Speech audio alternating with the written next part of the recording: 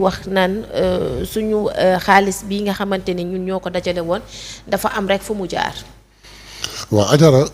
il faut ñu xool pour mën a analyser loolu il faut ñu def évolution des choses. gis nga il y a à peu près 15 jours la situation bi am tey était autre. nit ñi ko dajal ou ñun suñuy interpellé dañuy wax ni mais lan ngeen di xaar ci li ngeen digge woon. léegi nag député yi en tant que représentant du peuple. waaw wax ni am occasion dajeeg le ministre de la justice. imposé wuñ ko mais dañ ko ñaan. ni ko askan bi yëpp dañu yàkkamti. ngeen dem ci reddition des comptes ak le règlement du rapport de kii. de la Covid-19. mais dañ ko ñaan c'est une première. ils lui ont pas imposé dañ ko ñaan au nom du peuple. mooy première étape. député donc les députés. d'accord. ont joué leur rôle de représentant du peuple à demander à qui de droit. pour que justice bi accélérer processus am mooy acte 1. d'accord. acte 2 bi le ministre de la justice il a répondu en conséquence ak li mu toll ak li mu dayoo. mais déglul bu baax réponse am il a commencé par dire. ne comptez pas sur moi pour mettre la pression sur les juges. donc mat na li ñu koy doyee. ñaareel ba je sais ce qu'ils font je les vois travailler. dossiers yi barewuñu te ñoom dossiers yi bare na te ñoom barewuñu xam naa li ñuy def et je suis très fier d'eux. soo ko gisee réponse boobu mu nekk dëgg gu wér peng. tu as comme impression que day tuutal député yi wala c'est dafa soofal seen réponse on verra que c'est pas le cas. mooy acte 2. acte 3 le président de la République rentre dans la danse. tuddul député yi tuddul ministre bi parce que bu doon problème ak ministre bi day woo ministre bi ni ko hey defal lii te da koy def. mais il s'est mis en appui aux députés derrière le peuple pour donner leur doléance en disant quoi le temps de la justice n'est pas le temps de la politique. mais il doit être le temps du peuple pour qui on rend la justice.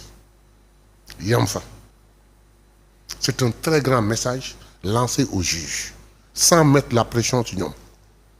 mel ni dafa ne seen na peuple bi def pression. non wala ñoom ñoo war a def ñoom pression ñoo interpellé loolu. il a simplement dit. Okay. Le temps de la justice n'est pas le temps de la politique mais il doit être le temps du peuple pour qui on rend la justice rek yam foofu donc il met pas de pression acte 3. waaw acte 4. Là, le Premier ministre vient à l'Assemblée nationale et explique. Mais écoutez, mais le peuple a le droit de mettre la pression sur la justice. Ils mettent la pression sur le président de la République. Ils mettent la pression sur le Premier ministre. Ils mettent la pression sur l'Assemblée nationale. Pourquoi ne devraient-ils pas mettre la pression sur la justice? C'est normal. Lan moo ciy problème? Ça, c'est l'acte 4. Ah non, acte 5 bi ñëw les juges les procureurs particulièrement ayant compris la situation parce que la situation est que ñun parce que le ministre de la justice a dit à l'Assemblée nationale est-ce que mbir yi dafa yéex wala yéen a yàkkamti man dama ci dolli wala ñun informé wuñ ñu à temps. d'accord. mais quand les trois procureurs le procureur général le procureur de la République le procureur du pôle bi ñu génne ñoom ñett wax mais mooy acte 5 mais sénégalais yi doon jaaxle 226 arrestations 15 milliards récupérés 25 millions récupérés en 3 jours ñaata interpellation et tous les dossiers visités mais le peuple a été très satisfait donc le scénario de l'acte 1 à acte 5 kenn dérangé wul sa morom mais leer na nañ maintenant tous les Sénégalais sont à l'aise et comprennent donc loolu laa ci mën a wax. dans le processus maintenant dans les faits. ñun ñoo ko promettrons et la justice est en train de nous honorer. ñoo waxoon ni pasare nañu alalu askan bi te par le biais de notre président de parti.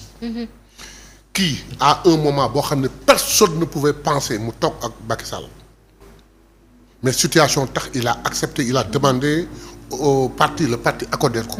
période pandémie mu bi. dem toog ak moom waxtaan ak moom waxtaan bu yiw bu leer damay dajale xaalis temps lay toll mu ne ko doyul Macky était à 600 millions 600 milliards mu ne ko doyul ñuy wax ba mu ne ko damay dem ba 1000 milliards foo koy jële mu wax ba ñuy waxtaan ba mu ne am mu ne ko rek bu ko jox nit jox ko une commission sinon problème il y aura bi mu génnee ci point de presse am loolu la wax.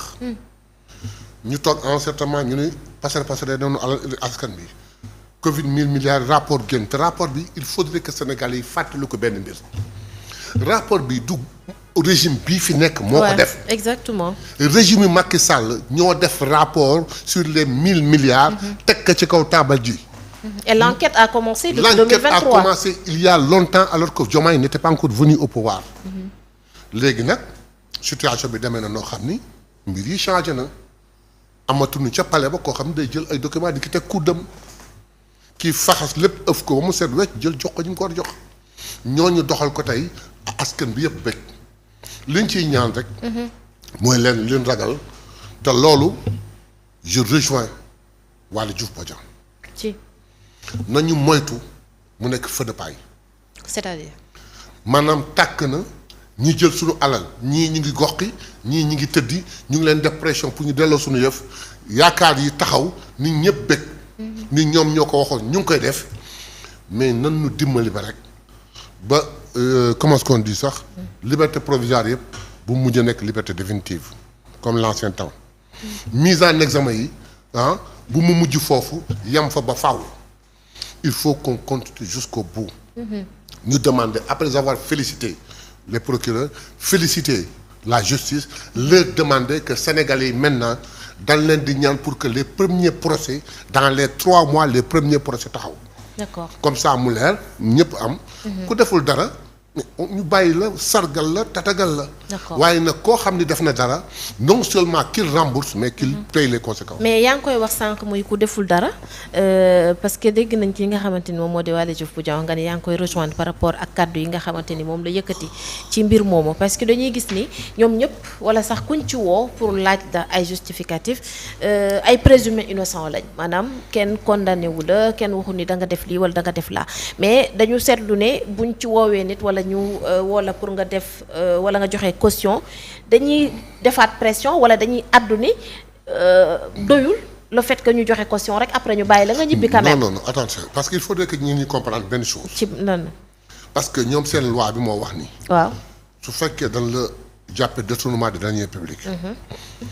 ñu enquête ba woo la nga ñëw ñu wax la nga lay tase lay doyul dañ lay wax ni la procureur da lay wax ni la daf la war a yóbbu nga dem tëddi ndungu siin en attendant mais bu fekkee lan lay laaj nee nga li may laaj mi ngi nii dindiwul préjudice bi mais mën na laa tee dem prison moo indi liberté provisoire bi mais nag li wóor ba wóor mooy acte bi dafay continuer parce que jël nga man nag lenn rek laa ci d'accordul waaw te loolu malheureusement c'est les textes damay joxe ñaari exemple benn bi maa ngi ko déggee nga baal ma benn kii bu nu wax Walfadjri waaw mu ni imaginer nit ñëw sàcc benn bëy bu jigéen ñuy wër bëy bi au bout de 5 ans ñu jàpp ko ni ko yow yaa sàccoon bëy bi leer na mu ne waa baal leen ma jéggal leen mu bëy baa ngi ni joxe bëy bi fekk bëy bi jur na fa fukki doom wala juróomi doom lan la ñàkk moom mais il en a bénéficié mais borom bëy bi borom bëy bi la nu muy def jël bëy bu màggatam yóbbu donc ça c'est un. man ce que je dis nit boo ko ñëwee mu ñëw jël ci xaalisu état bi xaalisu réew mi xaalisu askan bi mu jël ci 1 milliard pendant 5 ou 6 ans mu toog ci 1 milliard bi liggéey ci lu mat 600 millions nga jàpp ko tey yóbbu ko devant le procureur mu génne 1 milliard teg nga may ko liberté provisoire en attendant dossier bi ñëw mu dem tëdd këram di lekk 500 millions man d'accord ma loolu ça me dérange. ok mais lenn à la limite. waaw mën naa ko nangu. xam na ni c'est avéré yow jël nga 1 milliard. et ça fait 6 ans qu'on y mette des intérêts à un taux non négociable qu'on y mette des intérêts à un taux négociable même s'il le faut mu nekk un intérêt de 15%. parce que cela veut dire que da ngay fekk ci par rapport ak li nga xamante ni moom le procureur Aliou Ndao di wax. mais c'est ni ça dañu war a saisir seen i ay biens dañ leen a war a téye changer loi bi. li mu wax oui changer loi bi parce que nag jël 1 milliard mais bon léegi c'est porte ouverte la mais tout fonctionnaire qui a la possibilité na détourne 1 milliard le temps ñu koy xool ba les 5 ans ñu jàpp que il fait travailler ce 1 milliard même s'il le dépose à la banque à un taux de 7%. mu déposé ko à la banque rek toog liggéey ci def dara. mais au bout de 5 ans ça peut lui produire beaucoup d'argent chaque année mu jural ko 70 millions au bout de 5 ans ça fait combien. après su ñu ko jàppee mu dem jël ko jox leen ko il prend ses intérêts tandis que booba état bi ñàkk na 1 milliard am pendant 7 ans liggéey ci defu ci amuñu soxla moo tax ma ni dans ce remboursement oui mais à un taux au moins de 15% non négociable. soo ko amul nag loo am ci kër ñu nangu ko loo am ci kii parce que nag Adja la. waaw. añaane wuñu kenn. yéene wuñu kenn safan yéene wuñu kenn kaso mais Adja la yow mi nga xam ne tu te réveilles nekk xale ñëw fii toog tu fais ton job. En quoi un Mayabé qui est dans une place qui lui permet de brasser des milliards jël ko di ko bénéficier di ci dund ak waa këram lu mu la gënee. il est plus sénégalais que toi. au bout de 5 ans. li ma jëloon jural ma ay alal ju du jeex Adja yow ngay jël taxi di dem wala ngay jël kalandoo bokk man may dawal ay Mercedes ay oto yu rafet.